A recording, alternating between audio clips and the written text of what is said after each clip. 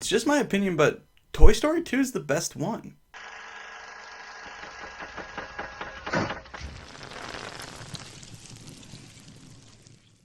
And it's not like anybody really hates any of the Toy Stories, but Toy Story 2 kind of gets forgotten a little bit. And in my opinion, it's the best one. Of course, the first one's great because it introduced so many characters that we love, it had a brand new original plot, and the animation style was revolutionary. But the second one takes all the characters that we love and makes them even better, it gets a plot and makes it even bigger, and the animation far surpasses that of the first one. Go back and rewatch the first one. The animation's kind of scary at some points. I will eat your soul!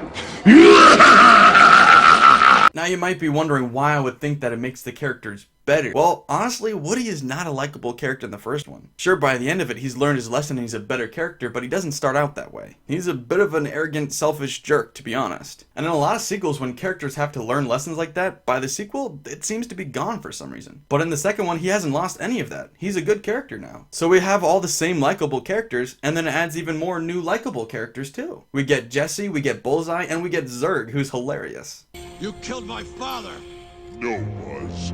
I am your father. The plot of the first one is just about Buzz and Woody trying to get back from Sid's house over to Andy's house. And it wouldn't really be that complicated except for the fact that they hate each other and that Buzz is going through an existential crisis of not knowing who he is anymore. I am Mrs. Nesbit!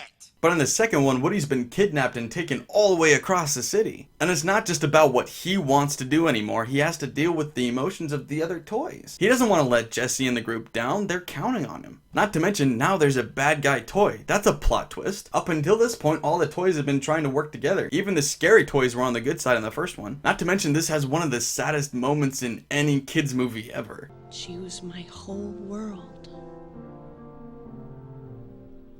When somebody loved me, everything was beautiful. Every hour we spent together lives within my heart. When she loved me.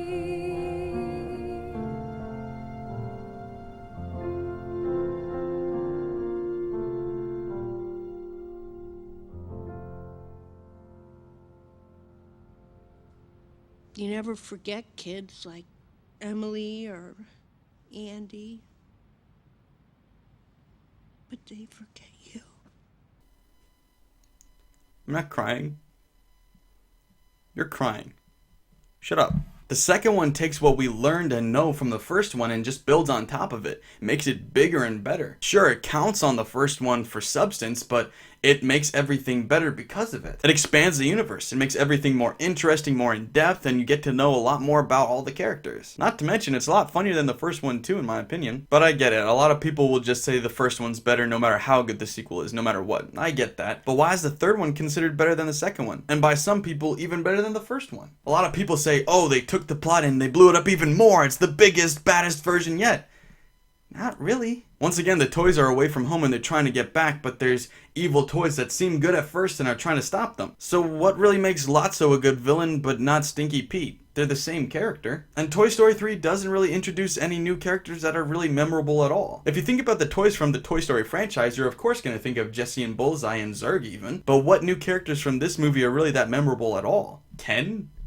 The Triceratops? Like, not really. Lotso isn't even memorable. He's just Stinky Pete 2.0. And sure, they have to go through the process of having to deal with the fact that they no longer belong to Andy and they're gonna have to move on to a different owner. But we already went through that process with Jesse in the last movie. And sure, yeah, it was just Jesse, a new character we hadn't dealt with before, but the way it was portrayed was just as emotional as with Andy and the rest of them in the third one. Toy Story 3 was pretty good, but it didn't really do anything new or different that the other two hadn't done already. Toy Story 2 was a grand scale version of Toy Story 1, but Toy Story 3 was kind of just Toy Story 2 all over again, and a little bit of Toy Story 1. So why is Toy Story 2 the worst one? In what way is it the worst one? It's the best one. I don't hate Toy Story 3. I love all three of them. They're great movies. I just don't understand why Toy Story 2 is forgotten or treated like it was just the inferior project that they did on the side. It's not. It's great. It takes everything from the first one and just makes it better. It's memorable, it's funny, it's good, it's wholesome, it teaches you lessons, and it makes you cry. But that's just my opinion. My unpopular opinion. I'm Simon from Simon's Rants, and that was my rant for today.